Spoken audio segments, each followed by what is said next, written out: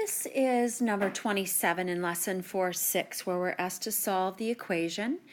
And we could go about doing it the very same way that we've done the others in this lesson, but I want to give you another option to see if this might seem like a simpler option for you. So what we can do is, since it's a single fraction equal to another single fraction, we can cross multiply.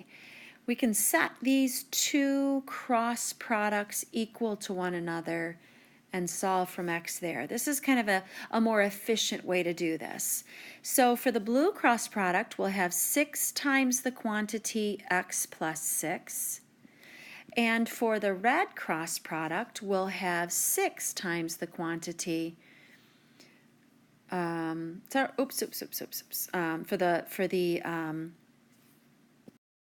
red cross product, we'll have 5 times the quantity x minus 3. Just saves us a step. This only works if you've got a single fraction equal to a single fraction. So now we'll go ahead and we'll distribute like we did in the previous problem, number 19.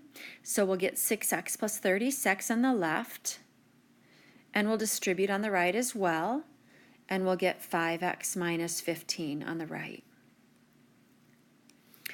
Now we want to collect all of our x's on one side. I'll move the smaller x over with the bigger x by subtracting. And I get x plus 36 is equal to negative 15. And finally, we have a plus 36 with our x.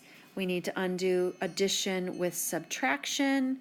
So we are going to subtract 36 from both sides.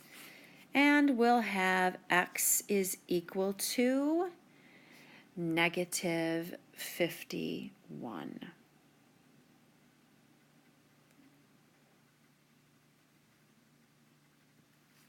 If we substitute that back into the original equation for each of our x's, the left side of the equal sign will come out equal to the right side.